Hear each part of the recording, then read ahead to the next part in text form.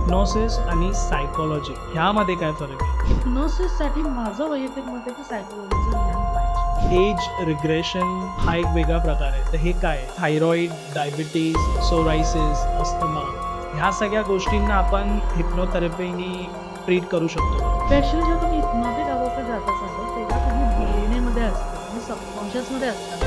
मी जे काय बोलेल ते ब्रह्मवाक्य असतं. हिप्नोसिस म्हणजे हे काय आहे? तर हिप्नोस ही ग्रीकमध्ये निद्रेची देवता म्हणतात. सो हिप्नोथेरपी म्हणजे आधी तुम्ही त्या स्टेजला घेऊन जा. हिप्नोसिस ही स्टेजला नेण्याची प्रक्रिया आहे. बरेच लोकांना ना ही थेरपी काम नाही करत. बरेच लोक येतात वेगवेगळे प्रॉब्लेम्स घेऊन, त्यांच्यासाठी ना ही गोष्ट काम पण नाही करत. रिलेशनशिपमध्ये इश्यू म्हणजे मी सांगते ना की तुम्ही मला कारण द्या आणि मी त्याच्याकडे सक्सेस. माझ्याकडे पैसे येतात पण ते टिकत नाही किंवा बरोबर माझं त्या किंवा पाकिट चोरीला जातं. मग तुमचं आणि पैशाचं रिलेशनशिप काय डेव्हलप झालं? मॅम आजकाल डिवोर्स जरा जास्त ठिकाणीच आपण ऐकायला जास्त येतं ज्या गोष्टी डिवोर्स होतात वगैरे. तुमच्याकडे त्यावर कोणती केस आली होती का ज्यामध्ये हिप्नोथेरपिस्टनी तुम्ही त्यांना बरं केलं, म्हणजे पुढे रिलेशन त्यांचं चांगलं झालं? समजा मला आधीच्या नात्यातनंच एखादा निगेटिव्ह ट्रिगर बसला. लहानपणापासूनचं काही नाही पण माझं फर्स्ट एक ब्रेकअप झालेलं आहे आणि समोरचा नवरा जरा जरी असं मला वाटतं की माझ्या एकसारखा बोलतो ना तर मी इमिजिएटली रिॲक्ट करतो. बरोबर. पण मॅम तितकं प्रभावी असतं का? म्हणजे थेरपी नंतर लोकांच्या लाईफमध्ये तितके चेंजेस होतात का?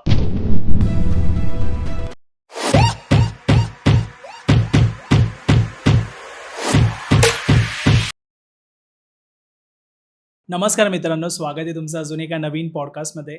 तर आजच्या पॉडकास्टची सुरुवात पाहून तुम्हाला समजलं असेल की हा जो पॉडकास्ट होणार आहे हा जरा वेगळा होणार आहे, कारण की लोकांना ना बऱ्याच भीती असते वेगवेगळ्या गोष्टींची.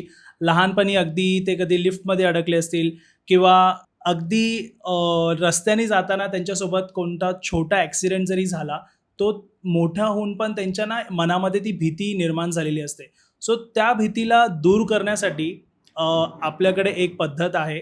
हिप्नोथेरपिस्ट जे असतात ते ह्याला दूर करतात, म्हणजे ह्या भीतीला दूर करतात ते.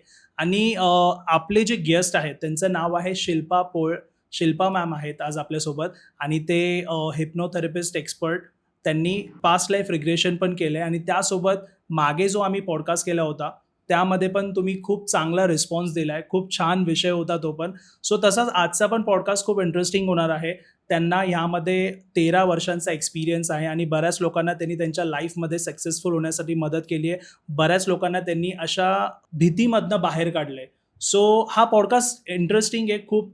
एंडपर्यंत पहा, तुम्हाला पण बऱ्याच गोष्टी शिकायला मिळणार आहेत. नमस्कार मॅम, स्वागत आहे तुमचं आपल्या पॉडकास्टमध्ये. धन्यवाद. सो सर्वात आधी तुम्हाला हेच अपडेट द्यायचे मला, जो लास्टचा पॉडकास्ट आपण केला होता एक्झॅक्टली. त्यामध्ये ती रील पण एक इतकी व्हायरल झाली आहे, लोकांना रिलेट झाल्यात त्या गोष्टी. आणि त्या गोष्टी नंतर आपल्याला समजलं की किती लोकांच्या मनात भीती आहे आणि काय लेवलपर्यंत लोक ते सहन करतात.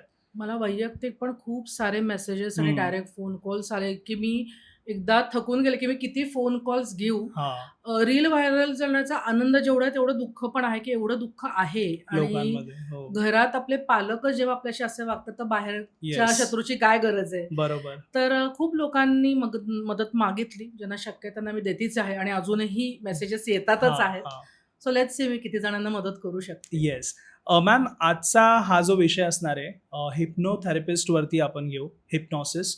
तर सर्वात आधी तुमची आवड निर्माण कशी झाली या सगळ्या गोष्टींना घेऊन? कारण की गोष्टी ह्या काल्पनिक असतात. मूव्हीज वगैरेमध्ये आपण पाहिलं आहे की आपण स्वतः विचार करतो आणि ती दुनिया आपण बघून येतो.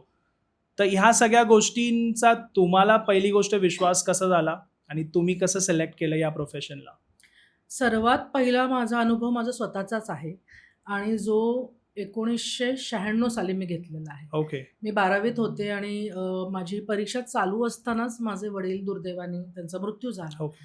आणि तेव्हा माझे आजोबा आणि मामा एका बऱ्यापैकी त्या काळच्या प्रथितयश हिप्नॉटिस्टकडे हिप्नॉटिझम शिकत होते. ओके. तर ते मला घेऊन गेले की तुला काहीतरी मदत होईल, कारण की मी मेंटली एकदम डिस्टर्ब होते आणि परीक्षा माझी बोर्डाची चालू होती. अच्छा. सो अगदी माझा स्वतःचाच तो फर्स्ट हँड एक्सपिरियन्स होता, की त्यांनी मला तिथे रिलॅक्स करून त्या काळापुरतं ते जे दुःख आहे ते एका अर्थाने कंपार्टमेंटलाइज करून ओके. माझी जी काही परीक्षा कंप्लीट होण्याची गरज होती, हां. अर्थात मी तेव्हा ड्रॉप केलं असतं तरी मला कोणी बोललं नसतं, पण त्या काळची ती मानसिकता नव्हती बरोबर. 96 साली. हां. तर त्यामुळे ती परीक्षा सुलभ व्हायला मला खूप मदत झाली. हं. त्यामुळे कुठेतरी ते मनात घर केलेलं होतं, की ही एक थेरपी आहे, जी कुठेतरी अस्तित्वात आहे येस. आणि आज ना उद्या आपल्याला हे एक्सप्लोर करायचं आहे. बरोबर. त्यामुळे स्वतःच्याच एक्सपिरियन्सनी माझं ते सुरुवात झालेली आहे त्याची. अर्थात मी शिकायला 2012 उजाडले प्रत्यक्ष. हं. पण ते कुठेतरी घर केलेलं होतं आणि बरोबर. सायकोलॉजीचा अभ्यास करता पण अनेक रेफरन्सेस पुढे येत होते. इतरांचे मी ऐकत होते. त्यामुळे कुठेतरी माझ्यामध्ये त्याचा पाया तेव्हाच बिल्ड झालेला आहे. अच्छा. कारण इतका मोठा तो फेज असेल तुमच्या लाईफमध्ये. एक्झॅक्टली. वडील गेल्यानंतर ऑब्व्हियसली आपण त्याच फेजमध्ये असतो राइट. आणि समोर तुमची परीक्षा. सो तुम्हाला तिथे एक्सपिरियन्स आला. राइट. जेव्हा तुम्ही हे स्टार्ट केलात, पहिली केस जी तुमच्याकडे आली, तेव्हा तुम्हाला कसं फील कसं झालं? म्हणजे समोरच्या व्यक्तीला तुम्ही त्या म्हणजे विचारात घेऊन गेलात हं. आणि ते सक्सेसफुल झाल्यानंतर तुम्हाला कसं फील झालं? खूप मस्त कारण की ते खरं तर जादूसारखं वाटतं. ते ॲक्चुअली सायन्स आहे. ती जादू नाही आहे. पण जेव्हा तुम्ही पहिल्यांदा ते एक्सपिरियन्स करता आणि एक कन्व्हिक्शन मी स्वतः एक्सपिरियन्स केल्यामुळे ऑलरेडी होतं. हां. आणि मग मी ते शास्त्रोक्त पद्धतीने शिकले. त्यामुळे आता माझ्याकडे ते शिकायचं आणि करण्याचं टूल पण एक तयार बरोबर. झालेलं होतं. हो. ते प्रॅक्टिस करताना अनेक केसेस ऑलरेडी मी प्रॅक्टिसमध्ये शिकलेलो होतो. हं. पण जेव्हा मी इंडिव्हिज्युअली केस घेतली ती माझ्या अगदी जवळच्या फ्रेंडची होती आणि शी वॉज ऑल्सो प्रेग्नंट. ओके. तर माझ्यासाठी तो चॅलेंज होता की इथे सेफ आहे की नाही. येस. जे हां. सामान्य कुठल्याही व्यक्तीच्या मनात सगळे जे काही शंका येऊ शकतात हं, त्या हं. डेफिनेटली होत्या. पण त्या कन्व्हिक्शनने की आपण हे एक्सपिरियन्स केलेलं आहे आणि त्याची सेफ्टी आपल्याला ऑलरेडी माहिती आहे. हं. ते करून मी तिच्यावर काम केलं आणि ती ज्यातनं काही जात होती त्या प्रेग्नन्सी पिरियडमध्ये बरोबर. सायकोलॉजिकल इश्यूजमधनं, ते जेव्हा मी सक्सेसफुल केलं कारण की त्याचा तिच्या शारीरिक ह्याच्यावर परिणाम होत होता. हं. आणि मग नंतर तिची डिलिव्हरीसुद्धा नॉर्मल व्हायला मी त्याच्यासाठी अच्छा. हिप्नोथेरपीने मदत केली. ओके. त्यामुळे तो खूपच आनंद वेगळा आहे. एक तर मैत्रिणीला मदत होऊ शकली आणि आपली पहिली केसच इतकी चॅलेंजिंग होती, हां. हा सुद्धा. बरोबर. पण जेव्हा तुम्ही ते कन्व्हिक्शननी करता, सुदैवाने माझा स्वतःचा अनुभव असल्यामुळे हं. थोडंसं एक डेअर करू शकले मी बरोबर. तिथे. आणि ते म्हणजे सक्सेसफुलच झालं मग. नक्कीच झालं. मॅम, हिप्नोसिस म्हणजे हे काय आहे? हे आपल्या ऑडियन्सला सांगा जरा. सो हिप्नॉसिस हा एक ग्रीक शब्द आहे. ओके. ग्रीक जी मायथॉलॉजी आहे ना, तिथे प्रत्येक गोष्टीला देवता आहे. हं. तर हिप्नॉस ही ग्रीकमध्ये निद्रेची देवता मानली जाते. ओके. तर ते नाव खूप नंतर आलं या प्रक्रियेला. हां. आधी त्याला मेस्मरिझम किंवा ॲनिमल मॅग्नेटिझम असं म्हटलं जायचं. कारण की जेव्हा ते सुरू झालं, जेव्हा लोकांनी ते वापरायला सुरुवात केली, डॉक्टर मेस्मर नावाचे जे होते ते टच थेरपीने हिप्नोथेरपी करायचे. ओके. ते अर्थात तेवढं एक्सप्लोर केलेलं नव्हतं ते सायन्स. त्याला कुठलंही प्रूफ नव्हतं. त्यामुळे लोकं त्याला जादू समजायचे, ऑकल्ट समजायचे. म्हणजे टच ब्लॅक करून. हां, टच म्हणजे नॉट टच, दिस हां. Kind of touch. हां. त्याला ते ॲनिमल मॅग्नेटिझम म्हणायचे. ओके. पण त्यांना असं वाटायचं की तुमच्या आणि माझ्यात एक मॅग्नेटिक फोर्स आहे, जो एकमेकांना मदत करतो हील करायला. अच्छा. सो हां. जेव्हा मी तुम्हाला काहीतरी करायचा प्रयत्न करते, तेव्हा तुम्ही का? कारण की तुम्ही ते मॅग्नेटिकली पुल होता माझ्या सूचनांकडे अच्छा. म्हणा किंवा मी हां. जे काही थेरपीचे प्रकार निवडते आहे त्याच्यात. हं. त्यामुळे त्याला पूर्वी ॲनिमल मॅग्नेटिझम म्हणत असत हं. आणि डॉक्टर मेस्मरच्या नावानंतर त्यांना मेस्मरिझम ओके. आपण म्हणतो ना हां. की I am mesmerised. Yes, correct. तर तो शब्द त्यांच्यातनं आलेला आहे. हं. पण मग नंतर एक स्कॉटिश सर्जन म्हणला की नाही हे मॅग्नेटिझम नाहीये, तर सायकोलॉजिकल कनेक्शन जे आहे थेरपिस्ट आणि पेशंटमधलं, पेशंटमध्ये. हां. त्याच्यामुळे त्या सूचना घ्यायला जास्त मदत होते हां. आणि त्यांनी त्याला हिप्नोसवरनं हिप्नॉसिस हे नाव दिलं त्या प्रक्रियेला. ओके. सो ही हां. त्याची बेसिक हिस्ट्री आहे. हं. त्याचं मेकॅनिझम असं आहे की तुम्ही रिलॅक्स करता पेशंटला. हं. आत्ता मी तुमच्याशी जेव्हा बोलतेय, तुमचं मन जागृत आहे, तुम्ही ॲक्टिव्हली ऐकताय, हं. पण साइड बाय साइड तुमच्या मनात अनेक विचार चालू आहेत. येस. सो आपलं मन जे ते मल्टीटास्कर आहे ना, हं. जितके काही विचार चालू आहे तिथे जर तुमचं माइंड डिव्हाइड झालं असेल, तर माझ्याकडे तुम्ही 100% नाही आहात. बरोबर. जेव्हा तुम्ही 100% नसतं, तुम्ही कितीतरी डिटेल्स मिस करणार आहात. हो. तर जेव्हा मी ॲज अ डॉक्टर तुमच्यावर काम करते, ॲज अ थेरपिस्ट तुमच्यावर काम करते आणि मला तुम्हाला रिझल्ट द्यायचा आहे, तेव्हा मला हे डिस्ट्रॅक्शन परवडणारं नाही. हां. त्यामुळे करेक्ट. तुमचं हे जे चॅटरिंग माइंड आहे, जे बडबड करतंय, स्वगत करतंय, हं. की असं का, तसं का, मॅडम असं का बोलताय, डोळे का मिटायला सांगतायत हं. किंवा जे काय चालू आहे, ते शांत केल्याशिवाय मी त्याच्यापेक्षा आत खोल दडेल जिथे प्रॉब्लेम्स आहेत, हं. जिथे सबकॉन्शियस माइंड आहे, जिथे ॲक्च्युअली तुमचे प्रॉब्लेम्स दडलेले आहेत किंवा जिथे सेटल झालेले आहेत, जी आपली हार्ड डिस्क आहे, तर तिथे जायचं असेल तर मला वरची लेअर, ज्याला आम्ही फिल्टर म्हणतो, क्रिटिकल फिल्टर आहे, ओके. त्याला पास करून मला खाली जायचंय. राईट. तर मला हा फिल्टर ब्रेक करावा लागतो. मग हां. ते करायचं असेल तर मला त्याला काहीतरी एक काम द्यावं लागेल, की ओके श्वासावर लक्ष फोकस कर, इकडे बघ, 10 जिने आहेत ते बघ, हा दरवाजा आहे तो बघ. त्याला जेव्हा मी वेगळं काम देते तेव्हा त्याचं हे मनाचं जे 10 ठिकाणी तो चॅटर करतोय ते फोकस एंगेज होतात, ते एंगेज होतात, हां. एका पॉइंटला फोकस Yes. देतो येस. आणि मग ते डीप रिलॅक्सेशन व्हायला सुरुवात होते. हां. आणि एकदा का तुम्ही तो फोकस झालात की मग ॲक्च्युअल काम हिप्नोथेरपीचं चालू आहे. ओके. सो त्या 2 प्रक्रिया आहेत. एक तर हिप्नॉसिस ट्रान्समध्ये नेणं आणि मग थेरपिटिकली तो ट्रान्स वापरणं. सो हिप्नॉसिस आणि हिप्नोथेरपी ओके. हे 2 प्रकार. सो हिप्नोथेरपी म्हणजे आधी तुम्ही त्या स्टेजला घेऊन जाताय. हिप्नॉसिस ही स्टेजला नेण्याची प्रक्रिया हां. आहे आणि एकदा तुम्ही त्या स्टेजला गेलात की हां. त्याच्यावर तुम्ही जे काम करता की ओके आता हा रिलॅक्स झालेला आहे व्यक्ती, आता काय म्हणतोय, ओके ह्याला भीती आहे किंवा रिलेशनशिप हां. इश्यू आहेत किंवा हा पॅटर्न मला काम करायचं, आता मी त्याला त्या पॅटर्नमध्ये नेणार. हां, मग ती थेरपी काम मग ते करते. थेरपिटिकली सेम टूल थेरपिटिकली वापरायचं, okay. Okay. As a therapy वापरायचं. ओके. सो तुमच्याकडे जे पेशंट येतात किंवा ज्या लोकांना प्रॉब्लेम्स आहेत, तर हे काय कोण लोक येऊ शकतात? हिप्नोथेरपी इतकी वास्ट आहे, त्याच्यातनं खूप एक्सपेरिमेंट सुद्धा करता येतात. म्हणजे जे आम्हाला कदाचित स्क्रिप्ट पण दिल्या नसतील असे अनेक एक्सपेरिमेंट 13 वर्षात माझे झालेले आहेत, अच्छा. की आपण इथेही वापरून बघू, आपण इथे हे टूल करून बघूयात. हां. त्यामुळे मला असं वाटतं की असं कुठलाही एरिया नाही जिथे फार टच नाही करता येत. सर्वात महत्त्वाचं आहे की क्लायंटचा रेडीनेस, त्याच्या बरोबर. मनात जी भीती हां. असेल, शंका असतील, काही प्रश्न असतील किंवा ज्यांना काहीच माहिती नाही, तर बाबा आधी हे काय ते सांगा तर मला. करेक्ट.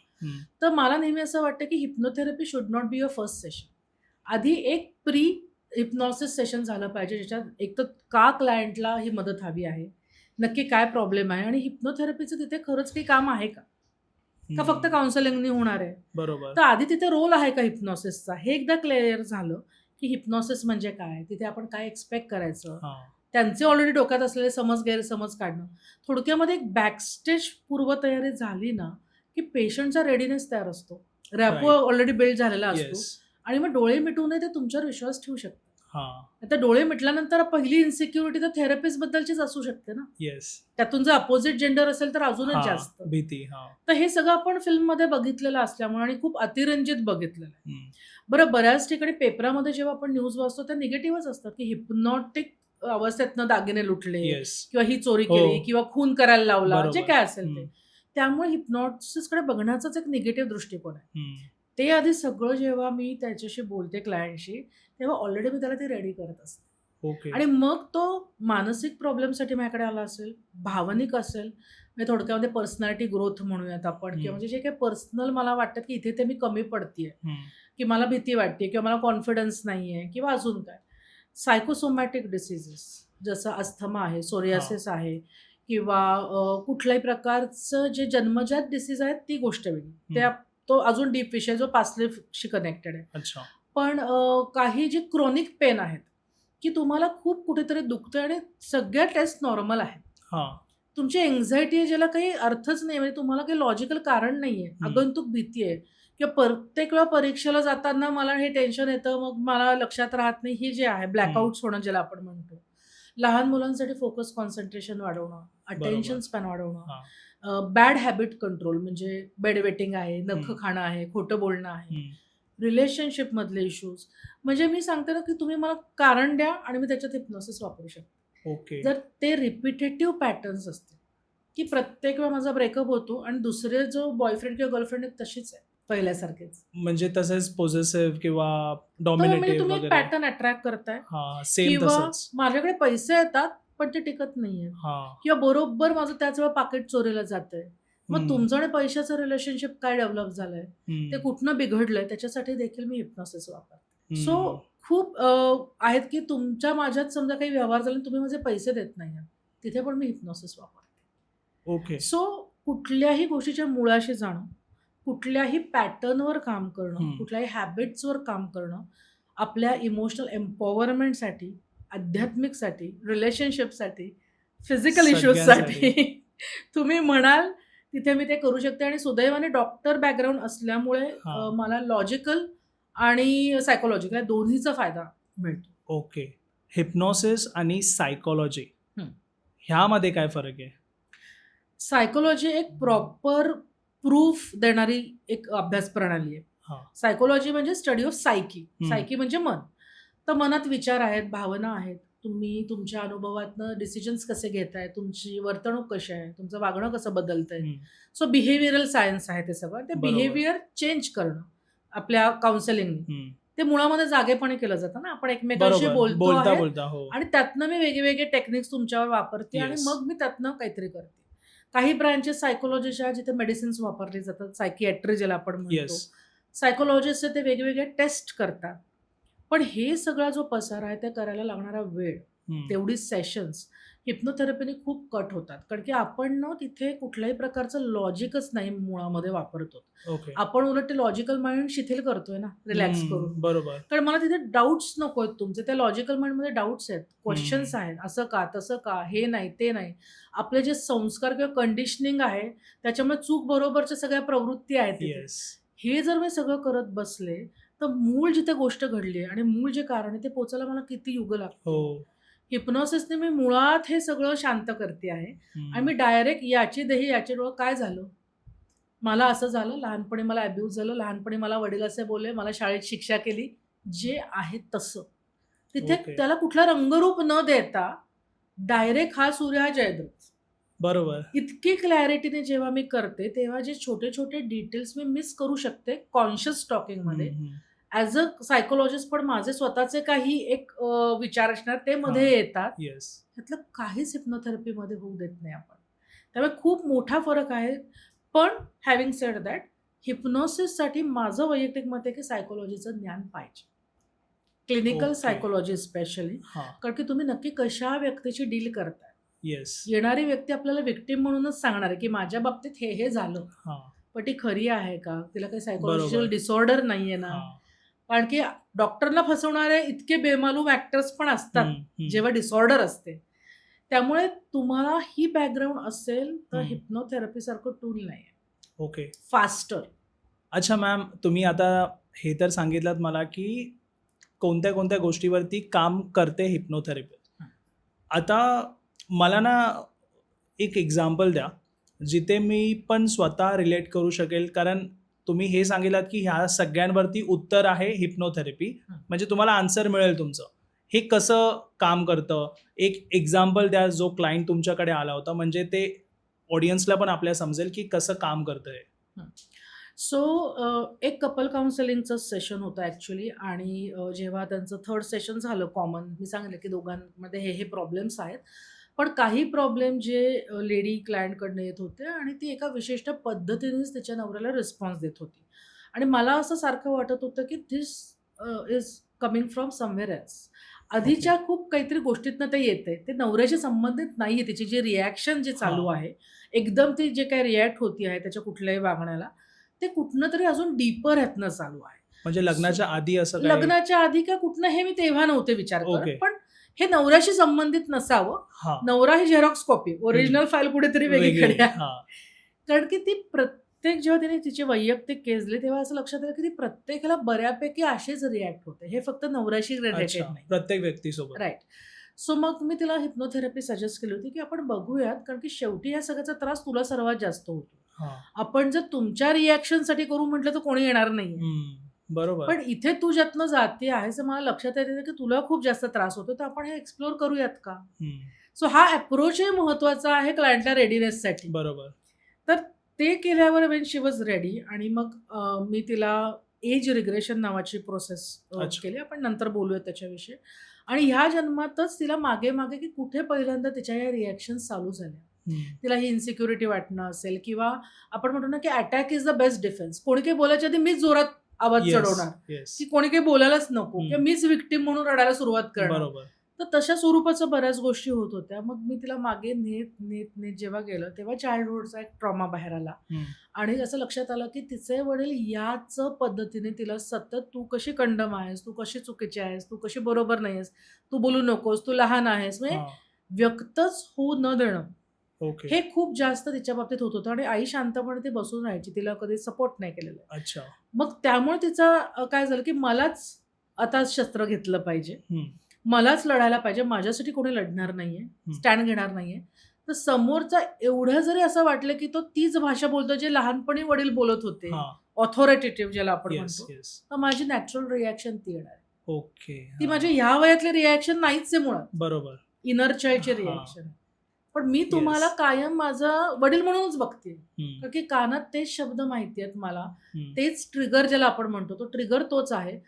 तो नवरा म्हणतोय का मैत्रीण म्हणतोय का एम्प्लॉयी म्हणतोय काही फरक नाही हां. पडत. पण माझा जो सबकॉन्शियसमध्ये ते फीड झालेला आहे डेटा हां. आणि ते डीएनएवर गेलाय, की असं केलं की अशी रिएक्शन द्यायची तरच आपण सर्व्हाइव्ह होणार. हं. ते ॲक्चुअली सर्व्हायव्हल स्किल असतात. बरोबर. डिफेन्स मेकॅनिझम ज्याला हां. आपण म्हणतो. त्यामुळे ती ऑटोमॅटिकली रिॲक्ट त्या नवऱ्यालाही तशीच करत होती. म्हणजे लहानपणी त्यांना मे बी बोलायला नसेल झालं एक्झॅक्टली. वडिलांसमोर, पण आता मोठे झालेत ते, अर्न करत असतील, तर एक्झॅक्टली. ते त्यांना माहिती आहे की मी आता बोलू शकते, तर ते तसं ट्राय करतायत. राइट. पण जेव्हा नवरा प्रेमाने सुद्धा काही एखादी गोष्ट नको करू सांगत असेल, तेव्हा हां. ट्रिगर तो काय होतो बरोबर. हा महत्वाचा आहे. हं. काय आहे ना, इथे 2 व्यक्तींबद्दल आपण बोलतोय. तुम्ही एका उद्देशाने मला बोलताय, पण मी घेते कसं हा पण एक आहे ना येस. गोष्ट. बरोबर. त्यामुळे मी कितीही चांगलं सांगितलं किंवा तुम्ही मला कितीही चांगलं सांगितलं, तरी घेणारा कसा आहे, त्याचं हं. परसेप्शन किंवा त्याची ग्रहणक्षमता कशी आहे, हं. त्यावर त्याची रिॲक्शन ठरणार आहे. बरोबर आहे. मग त्या रिॲक्शन्सला आपण त्यांना समजायला लावू, की हे का तुझं असं होतं आहे हं. आणि मग करेक्टिव्ह त्या ॲक्शनमध्ये कन्व्हर्ट होणं गरजेचं आहे. हां. सो रिॲक्शन टू रिस्पॉन्स, की ओके ओके. आधी मी त्याचं ऐकून घेते. मला लागलीच चिडायची गरज नाहीये. चिडायची कदाचित गरज पडेलही, कदाचित तो चुकीचा असेलही. पण लेट मी नॉट डिसाईड आत्ताच. हं. आधी पूर्ण ऐकून तर येस. घेते. मला पटायची पण गरज नाहीये. पण ऐकल्यानंतर त्याची दाहकता कमी होते ना पूर्ण. येस. मग लक्षात येतं, बरोबर. की समोरचा कुठल्या उद्देशाने बोलतोय. हं. तर ही खूप छान केस नक्कीच मला वाटलं, की इथे कुठले ट्रिगर कुठेही वापरले जाऊ शकतात हं. आणि आपण सगळेजण रोजच्या जीवनात जे काही वागतोय, ते ह्याच्याशीच आत्ताच्याच काळाशी संबंधित नसू शकतं. हां, हां. मॅम, आजकाल डिव्होर्स जरा जास्त ठिकाणीच आपण बघतो, की ऐकायला जास्त येतात या गोष्टी, की डिव्होर्स होत आहेत वगैरे. सो तुमच्याकडे त्यावर कोणती केस आली होती का, ज्यामध्ये हिप्नोथेरपिस्टनी तुम्ही त्यांना बरं केलं, म्हणजे पुढे रिलेशन त्यांचं चांगलं झालं? निश्चित. म्हणजे आत्ताची जशी आपण केस डिस्कस केली, तर बेसिकली रिलेशनशिप काउन्सिलिंग आणि हिप्नोथेरपी हे माझं कामाचं मॅक्झिमम स्वरूप हां. असल्यामुळे बऱ्याचशा केसेस ज्या रिलेशनशिपसाठी येतात त्या हिप्नोथेरपी घेतातच. आणि त्याच्यात अशाच प्रकारचे ट्रिगर जे आपण आत्ता बोललो, की अ, मी जेव्हा एखादी व्यक्तीबद्दल नाखुश आहे, हं. ती मुळामध्ये मी नाखुश का याची क्लॅरिटी येणं. मग त्याच्यासाठी माझं कंडिशनिंग मला माहिती पाहिजे ना. हां. की मला का समोरच्याचं आवडत नाही. म्हणजे लग्नाआधी हाच व्यक्ती माझ्यासाठी सर्वस्व होता. म्हणून शेवटी मी या व्यक्तीशी लग्न केलं. हं. किंवा अरेंज मॅरेजमध्ये पण मी 10 वेळा भेटले, मला आवडला म्हणून मी लग्न केलं आणि आता सेम व्यक्ती मला डोळ्यासमोर सुद्धा नको. बरोबर. तर त्याचे एक ट्रिगर्स अगेन कुठनं येतात. सो केसेस कुठले असो आपल्याला ट्रिगरच शोधायचे आहेत, की ती जेव्हा तिथे काहीतरी कन्फ्लिक्ट्स होत आहेत, काही जमत नाही आहे, तिथे आपल्या कंडिशनिंगमुळे होण्याची शक्यता मॅक्झिमम आहे. समजा मला आधीच्या नात्यातनंच एखादा निगेटिव्ह ट्रिगर बसलाय. हं. लहानपणापासूनच काही नाहीये. पण बरोबर. माझं फर्स्ट एक ब्रेकअप झालेलं आहे. हं. आणि समोरचा नवरा जरा जरी असं मला वाटलं, की मला त्या एक्ससारखा बोलतो ना, तर मी इमिजिएटली रिॲक्ट करणार. बरोबर. हां. तर असे मुलाचे आणि मुलीचे दोघांचे कंडिशनिंगसाठी आपण हिप्नोथेरपी खूप चांगलं वापरू शकतो. कारण की ते त्या वेळेत कंडिशनिंग झालं जेव्हा आपला फिल्टर तयार नव्हता. हां. आपले विचार तयार नव्हते. आपले डूज अँड डोंट्स तयार नव्हते. हं. तर त्यामुळे तेव्हापासूनचे फिल्टर शोधावे लागतात ओके. आणि ट्रिगर शोधावे लागतात. तर नक्कीच फायदा होतो, की नात्यांमध्ये जे डिस्टर्बन्सेस आहेत त्याचं मूळ कुठेही असू शकतं. मागच्या जन्मातही असू शकतं. ओके. सो ही जी प्रोसेस आहे, ही किती दिवस, म्हणजे किती सेशन्स घ्यावे लागतात याचे? सो प्रत्येक केस वाईज आहे, की हं. काही वेळेला अगदीच जसं आपण म्हणतो, की 1-2 दिवसाचा क्रोसिन घेतली आणि आपल्याला डोकं थांबतं किंवा ताप बरा लगेच होतो. म्हणजे? असंही होऊ शकतं. काही वेळेला सतत काम करावं लागतं कारण की ते हं. ट्रिगर काही ह्या जन्मातले आहेत, रिपिटेटिव्ह आहेत. ऑलमोस्ट त्या व्यक्तीच्या प्रत्येक व्यक्तीकडनं तिला तसेच अनुभव आलेले आहेत. तर तो ट्रॉमा खूप असा सिमेंटेड आहे, हां. हार्ड झालेला आहे आणि दुसरा विचारच नाही. तर त्याचा पण विचार आहे, की हे असंच असतं, जग ओके. असंच आहे. हां. तर ते ब्रेक करायला ना खूप वेळ लागतो. ती हं. बिलीव्ह सिस्टीम जी आता तयार झाली, एक समजूत तिची तयार झाली, विचार प्रणाली तयार झाली त्या हं. व्यक्तीची. ती ब्रेक करायलाच की जरुरी नाही की सगळे असे आहेत. बरोबर आहे. बिकॉज आता मी हा विश्वास ठेवला की असंच जग असतं. मी ऑटोमॅटिकली तसेच लोक अट्रॅक्ट पण करणार आहे ना. हम्म. Law of yes. अट्रॅक्शन जेव्हा आपण येस. बोलतो तेव्हा. कारण की मला असंच वाटतं की असंच असणार आहे. माझ्या बाबतीत असंच घडतं. आपण कितीदा बोलताना मी ना वेंधळीच आहे. माझं ना नेहमीच मी हे विसरते. पण असं करत करत आपण अफर्म करतोय. तर खूप महत्वाचं आहे की मी जे काय वागते आहे ते मी कुठनं वागते, कसं वागते, माझे डिसिजन्स कुठनं येत आहेत आणि त्याप्रमाणे याच्यावर काम करावं. ओके. मॅम, तुम्ही सांगितलात खूप छान वेनी म्हणजे लोकांना ह्यातनं ट्रीट व्हायला मदत होते. पण मॅम तितकं प्रभावी असतं का? म्हणजे थेरपीनंतर लोकांच्या लाईफमध्ये तितके चेंजेस होतात का? निश्चित होतात. जसं मी म्हटलं की ही ना मॅजिकल वॉन्ड नाही आहे सागर. एक लक्षात घ्या की ही पण एक सायंटिफिक प्रक्रिया आहे. त्याच्यासाठी आपल्याला प्री सेशन, पोस्ट सेशन त्याच्याबरोबर साइड बाय साइड थोडंसं काउन्सिलिंग ह्या सगळ्या गोष्टी कराव्या लागतात. कारण की मी तुम्हाला एखाद्या घटनेमध्ये घेऊन जेव्हा जाते, तेव्हा तुम्ही ऑलरेडी जो ट्रॉमा सहन केलाय त्याला मी परत एकदा तुम्हाला त्या ट्रॉमातनं घेऊन जात असते त्याच्यावर काम करायला. सो त्याचे जे पडसाद असतात तिथे मी तेवढी इक्विप्ड आहे का ॲज अ थेरपिस्ट हे खूप महत्वाचं आहे. ओके. सो प्रभावी होण्यासाठी जे काही प्री रिक्विजिट ज्याला आपण म्हणतो की एक म्हणजे क्लायंट स्वतःच्या मनाने आलाय का कोणी जबरदस्ती आणली. बरेचदा असं असतं की नाही माझ्या भावाला, माझ्या मुलाला, माझ्या नवऱ्याला मला आणायचंय, मला ते पटतंय म्हणून आणायचंय, पण ते स्वतः तयार नसतात. अशा वेळेला रेझिस्टन्स ऑलरेडी सुरू झालेला असतो. ते बसताना पण असे बसतील, पाय क्रॉस करून बसेल. सो बॉडी लँग्वेज मधनं पण मला कळतं की they are not ready actually. त्यामुळे जेव्हा मला क्लायंट फोन करतात तेव्हा मी विचारते की रेडीनेस आहे का? अगदी टीनेजर असू देत, लहान मुलगा असू देत, तुम्हाला रिझल्ट हवेत ना. कारण त्यामुळे प्रभावी होण्यासाठी हे फार गरजेचं आहे की मी माझ्यासाठी येते किंवा येतोय आणि मलाही वाटते की ह्याच्यावर काम व्हायला पाहिजे जो काही इश्यू आहे. दुसरी गोष्ट म्हणजे माझा माझ्या थेरपिस्टवर विश्वास आहे का? मी बरेचदा कोणाचं तरी ऐकून आली आहे किंवा आजकाल फेसबुकवर किंवा कुठल्या तरी रेफरन्स आज इन्स्टावर आपले रील्स नंतर लोकांनी मला कॉन्टॅक्ट केला. तर त्याच्यासाठी तो पहिला रॅपो बिल्डिंग तुमच्या थेरपिस्टने व्यवस्थित केला आहे का? ओके. की जेणेकरून मी आता याच्यावर सुपूर्त करू शकते स्वतःला. तितका तो रॅपो बिल्डिंग झालाय का? त्यामुळे प्री थेरपी जे मगाशी पण म्हटलं पूर्वतयारी ती फार महत्वाची आहे आणि मला माहिती आहे का की डोळे बंद झाल्यावर काय काय होऊ शकतं. ओके. कारण की जर मी पहिल्यांदा करते मला काहीच इमॅजिन नाही माहिती काय होणार आहे, काय करायचं आहे, मी काय बघणं अपेक्षित आहे, मी काय सांगणं अपेक्षित आहे. बरेचदा मला पेशंटला सांगावं लागतं अरे बोला ना. त्यांना असं वाटतं मी विचारल्याशिवाय ते सांगू नाही शकत. पण हे सगळं जे थोडीफार त्यांची पूर्वतयारी जर केली. दुसरं म्हणजे तुमचं थेरपिस्ट क्वालिफाईड आहे की नाही खरंच. आजकाल छोटे छोटे कोर्स करून लोक थेरपीज करतायत. छोटे छोटे कोर्स करून मेडिटेशन शिकवतायत. म्हणजे सगळं क्विक फिक्स झालंय ना, स्पेशली पोस्ट कोविड. त्याच्यामुळे खरंच त्यांचा तेवढा अभ्यास आहे का? त्यांची बॅकग्राऊंड जसं मी मगाशी म्हटलं की थोडंसं क्लिनिकल सायकोलॉजीचे बॅकग्राऊंड असणं मला तरी गरजेचं वाटतं. म्हणजे तुम्ही पण काय बोलता याला मॅच्युरिटी येते, एक वजन येतं. बरेचदा थेरपिस्ट ओव्हर कॉन्फिडेंटली काय काय बोलत असतात. हिप्नोसिस सुरू झाल्यानंतर तो हिप्नोथेरपिस्ट काहीतरी वायफळ बडबडतोय का त्याला माहिती की त्याला नक्की काय करायचंय त्याची क्लॅरिटी आहे. स्क्रिप्ट प्रमाणे सारखं इकडे वाचत बोलतो आहे का त्याला जे समोर व्यवस्थित दिसतं त्याला माहिती तिथे काय करायचं, राईट टाइमला काय ऍक्शन घ्यायची. कारण स्पेशली जेव्हा तुम्ही हिप्नॉटिक अवस्थेत जाता सागर तेव्हा तुम्ही DNA मध्ये असता, तुम्ही सबकॉन्शियस मध्ये असता. मी जे काय बोलीन ते ब्रह्मवाक्य असतं तिथे आणि ते तिथे छापलं जाणार आहे परमनंटली. ओके. त्यामुळे मला खूप महत्वाचं आहे की थेरपिस्ट क्लायंटला त्यावेळेला काय बोलतो. कारण की तो तेच जर अर्धवट वाक्य सोडून त्याला बाहेर काढणार असेल तर तो तसाच अर्धवट नॉलेजने बाहेर येणार आहे. ओके. आणि मी अशा कित्येक केसेस माझ्याकडे येतात ज्या दुसऱ्या थेरपिस्टने बिघडवलेले आहेत. म्हणजे काहीतरी सूचना दिली. म्हणजे मी सांगते की एकाला सायकोलॉजिकल इश्यू असा होता की त्याला सतत अंगापायाला मुंग्या येत होत्या. त्या फिजिकली जसे आपल्याला मुंग्या येणं म्हणतात ते पण होत होतं, पण त्याला असं वाटायचं की ऍक्च्युअल मुंग्या त्याच्या ह्याच्यावर. तर ती सायकोलॉजिकल डिसऑर्डर होती. तर आधी ज्या कुठल्या थेरपिस्टकडे ते गेले होते त्यांनी त्या मुंग्यांना काय काय काय काय ड्रॅमॅटिकली काम केलं आणि बाहेर काढलं. त्याच्यावर जे रिस्क्रिप्टिंग नावाचा एक प्रकार असतो तो त्याने केला नाही. तर जेव्हा पेशंट बाहेर येतो तेव्हा तुम्ही जिथे त्याला सोडलं असतं तसंच बाहेर आलं ना. ते क्लोजर झालं पाहिजे कुठल्याही गोष्टीमध्ये. आता आपण पास्ट लाईफ रिग्रेशन खूप ऐकतोय. पास्ट लाईफ बघितलं आणि सोडून दिलं, पुढे काय? मला कळलं की पास्ट लाईफ मध्ये XYZ गोष्ट घडली म्हणून माझ्या लाईफ मध्ये आता असं झालं. पुढे काय त्याचं त्या लाईफला परत ती फाईल क्लोज करून बाहेर काढायचं असतं. तर हे ए टू झेड त्याला माहिती आहे का? सुरुवात कशी करायची? मध्ये काही गडबड झाली तर ते हँडल अच्छा. कसं करायचं? हां, हां. आता माझ्याकडे एक केस होती, जी अचानक ओरडायलाच लागली जोरजोरात. म्हणजे मंजुलिकाच. दुसरा म्हणजे शब्द पास्ट नाही. लाईफ हे रेग्युलर थेरपी चाललेली थेरपीच्या वेळी. होती. हां.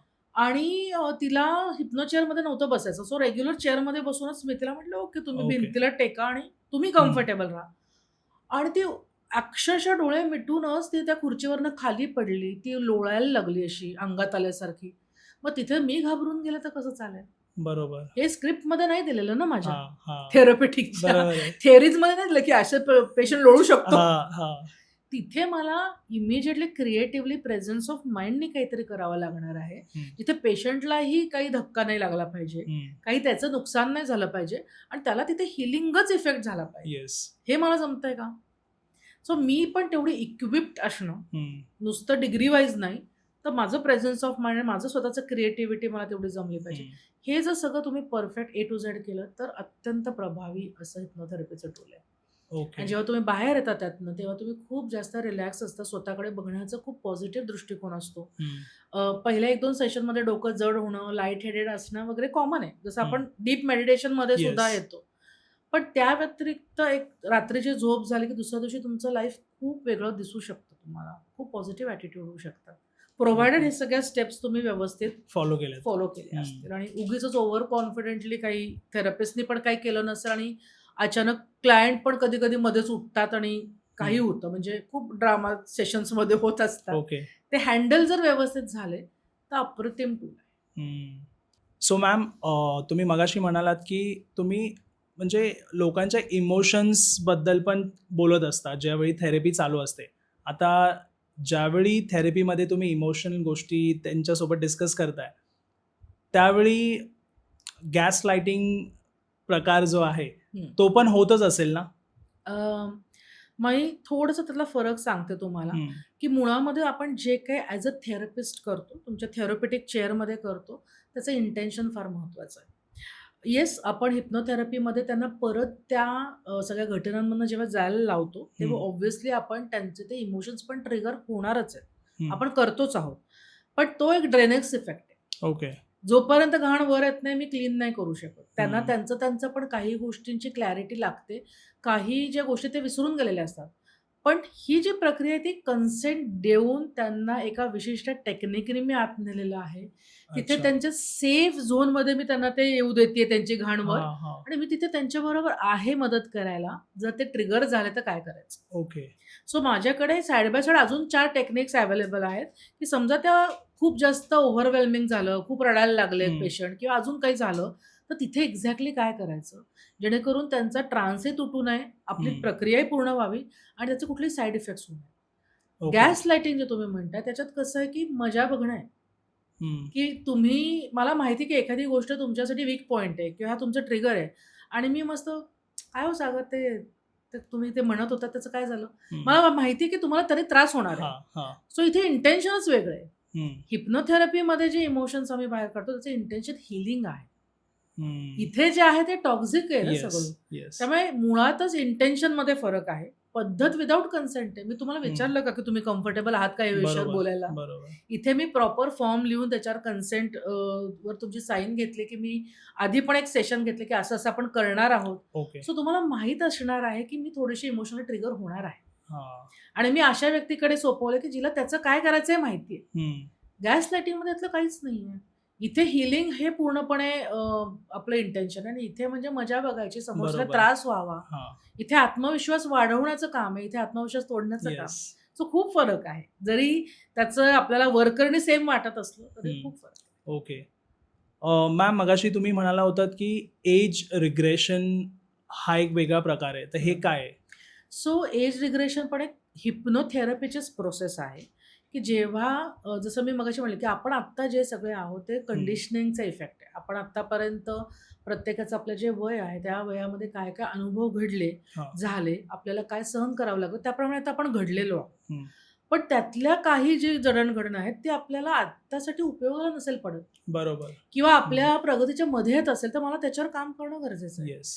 पण मग ती एकदा घडली आहे का हे माझ्या बाबतीत वारंवार घडलंय. हं. जर तुम्ही मला केस घेताना सांगत असाल, की मॅडम हे 4 ठिकाणी असंच होतं. ऑफिसमधला बॉसही तेच वागतो, माझी बायको पण तेच वागते, माझी आई पण तशीच वागते. हं. तर मला लक्षात येतं, की हा पॅटर्न तयार झालेला आहे. ओके. पण मग पॅटर्न तयार झाला म्हणजे कधीतरी पहिला एक प्रसंग घडलाय ना, येस. त्याला आम्ही म्हणतो इनिशियल सेन्सिटायझिंग इव्हेंट. की हं. सर्वात पहिल्यांदा सीड कुठे आलंय, येस. हां. तर ते आधी ह्या जन्मात आहे का?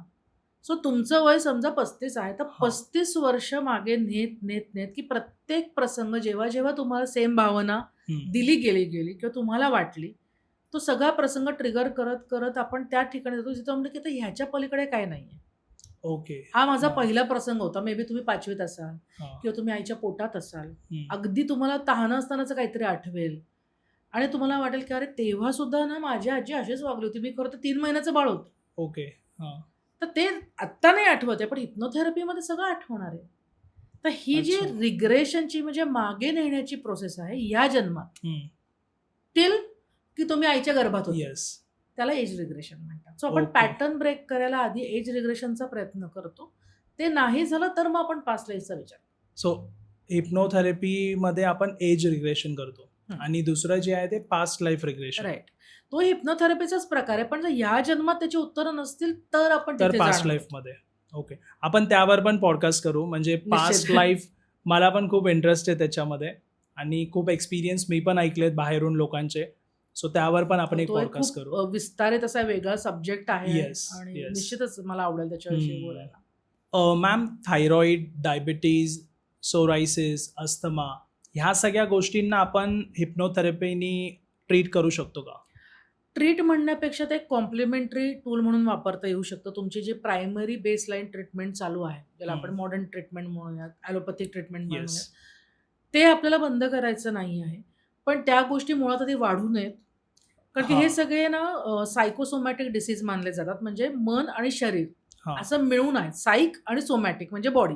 हं. तर मनस काय म्हणतात ते मनोकायिक आजार म्हणतात त्याला ओके. मराठीमध्ये, की त्याच्यात मनाचाही तितकाच सहभाग आहे आणि जर तुम्ही डॉक्टरला म्हटलं तर ते म्हणतील स्ट्रेसमुळे होते. Stress yes. कमी करा. हां. प्रत्येक गोष्टीला आता हेच उत्तर आहे. स्ट्रेस. हां. मग ह्या सगळ्यासाठी हिप्नोथेरपी तर डीप रिलॅक्सेशनचंच टेक्निक आहे ना. हं. त्यामुळे तुमचा स्ट्रेस कमी करायला हिप्नोथेरपीसारखं टूलच नाहीये. हं. जर तुमचे स्ट्रेसर्स मी कमी केले, बरोबर. ट्रिगर्सच परत शब्द आहे, की ट्रिगर्सच मी कमी केले, की डायबिटीज माझा तेव्हा वाढला जेव्हा माझे मिस्टर गेले, हं. For example. तर बरोबर. मला माहिती तो माझा ट्रिगर फॅक्टर आहे. मी ती गोष्ट नील तर नाही करू शकत, हं. पण तो ट्रिगर मी काढू शकते. ओके. किंवा माझ्या आयुष्याकडे बघण्याचा दृष्टिकोन असा कडू झालेला आहे ना, की आता मला शरीरात शुगरच नाही पचत आणि मला डायबिटीज झालेलं आहे. हं.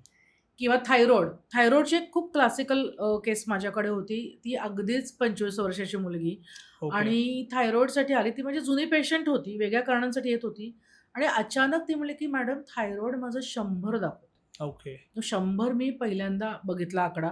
आपण 5 वगैरे झालं, की लागलीच थायरॉइडचं औषध चालू हं. करतो आणि आपण ते 100 बद्दल बोलतोय आणि तिने 3 वेगवेगळ्या लॅब्समधनं ते टेस्ट केलं होतं, की ओके.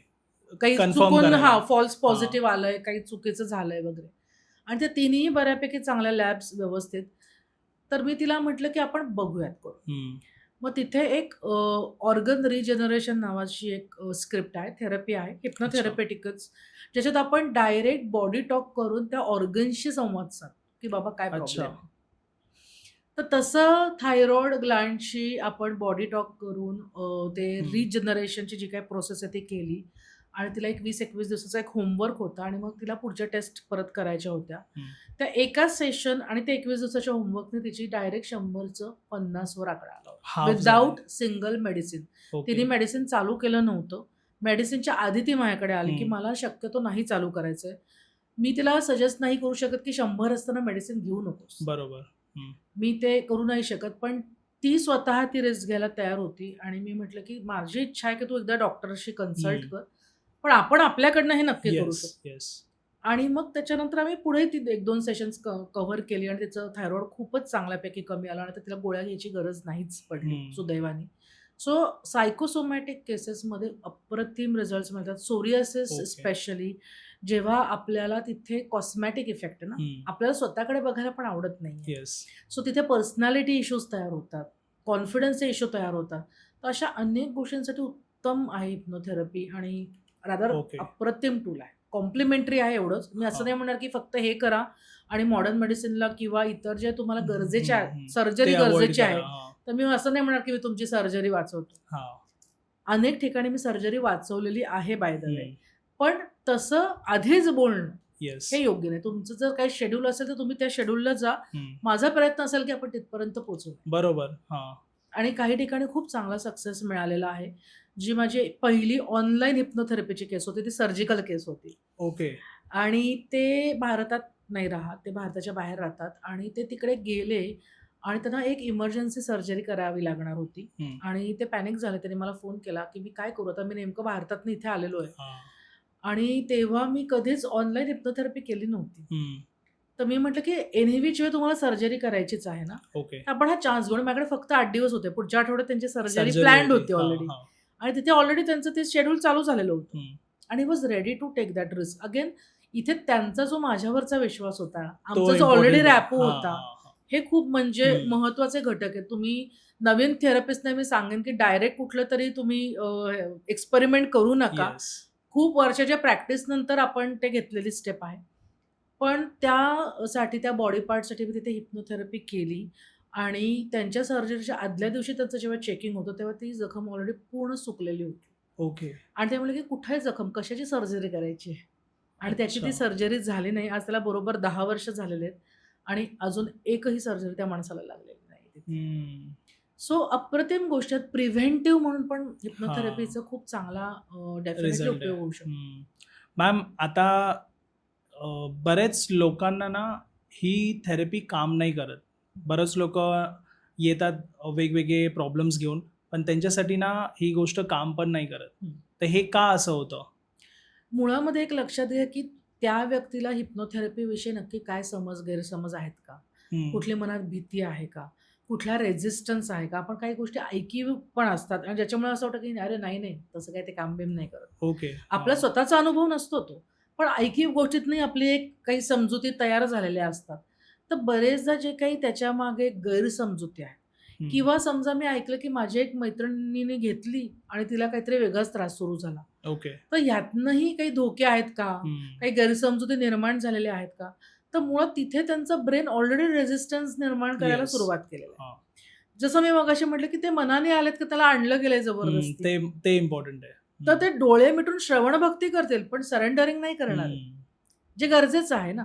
माझं कॉन्शियस माइंड शिथिल व्हायला जितकं थेरपीच्या सूचना गरजेच्या आहेत तितकं तुम्ही अलाव करणं, हा. अलाउन्स त्याला म्हणतात की allow to go through it, yes. हे तुमचं होणारच नाही जर तुमच्या मनाविरुद्ध हे सगळं चाललेलं असेल किंवा भीतीपोटी चाललेलं असेल. त्यामुळे तो रॅपो बिल्डिंग आणि फर्स्ट सेशन फार फार महत्वाचं आहे, डायरेक्ट उडी न मारता. ओके.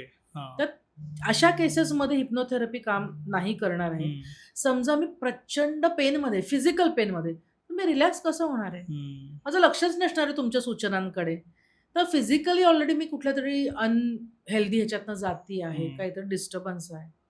तिसरी महत्त्वाची गोष्ट, समजा मला आपलं हे जे कॉन्व्हर्सेशन होतंय मी सांगितल्यानंतर तुम्हाला कळतंय, समजतंय, म्हणजे तुमचं बौद्धिक चांगलं आहे. जिथे बौद्धिकच चांगलं नाही आहे, जसे बरोबर. आपल्या रिटायर्डेड, मेंटली रिटायर्डेड केसेस आहेत, सिझोफ्रेनियासारख्या केसेस आहेत, जिथे आपलं एकमेकांशी जे काय चाललंय ते आत रजिस्टरच होत नाही, हम्म. ज्याला आम्ही म्हणतो की कॉग्निटिव्हली वीक केसेस. हा. की ह्याचा अर्थ त्यांची समजण्याची बुद्धीच नाही आहे. जितक्या ओके. सगळ्या स्पेशल चाइल्ड केसेस आहेत, कोमामधल्या केसेस आहेत, हम्म. तर तिथे हिप्नोथेरपी कसं काम करणार. बरोबर. सो अशा काही मेडिकल प्रॉब्लेम असलेल्या केसेस आणि जिथे मी मेंटली तयार नाही आहे अशा केसेस. थर्ड म्हणजे जसं मी म्हटलं की तो थेरपिस्टचा भाग आहे. चुकीच्या सूचना, हा. घाईघाईतल्या सूचना, बरोबर. ओव्हर कॉन्फिडंट सूचना, त्याचंच ततापप होणं किंवा मध्येच काय झालं तर त्याला ते हँडल्स न करताना, हम्म. तर अशा ठिकाणी ते हिप्नोथेरपी काम नाही करणार. ओके. पण अदरवाईज जर तुम्ही हे सगळं बघितलं असेल हा. व्यवस्थित, The best अप्रतिम आहे. टूल, हम्म. अप्रतिम टूल. मॅम बऱ्याच लोकांना ना ड्रिंकिंग, स्मोकिंग ह्याचे ना ॲडिक्शन्स असतात आणि हे सोडवण्यासाठी थेरपी काम करते का? निश्चित आमचा एक डी ॲडिक्शन प्रोग्रामच असतो. पण मी असं नाही म्हणणार की फक्त आम्ही त्याच्यात हिप्नोथेरपी वापरतो.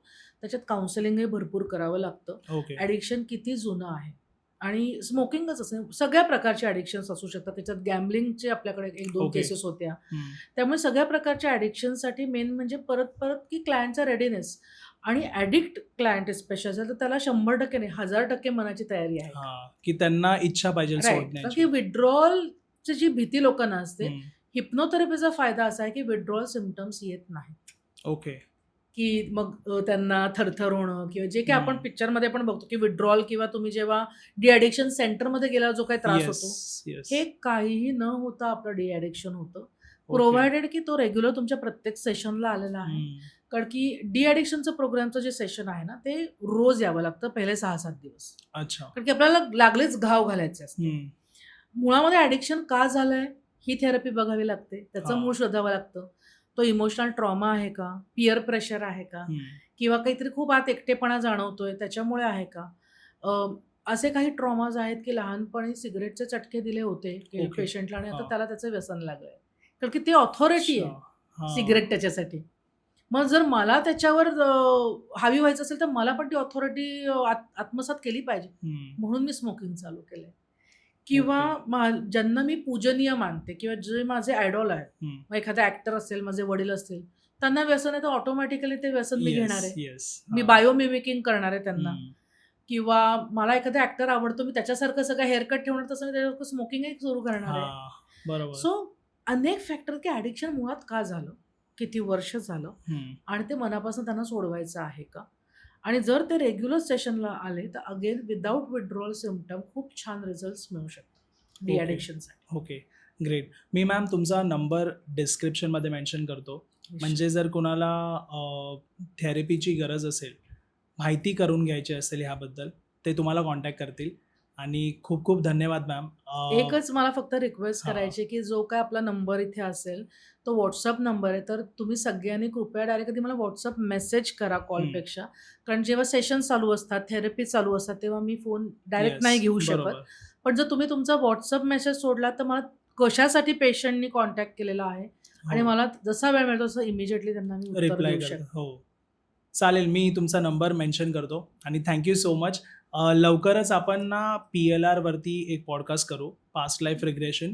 आणि त्यामध्ये पण बरेच मला प्रश्न आहेत. निश्चित. विचारेन मी. आणि मागे पण एक पॉडकास्ट झालाय त्यावरती. ते प्रश्न पण आहेत. म्हणजे लोकांना उत्तरं मी प्रयत्न करेन देण्यासाठी त्या पॉडकास्टमधून.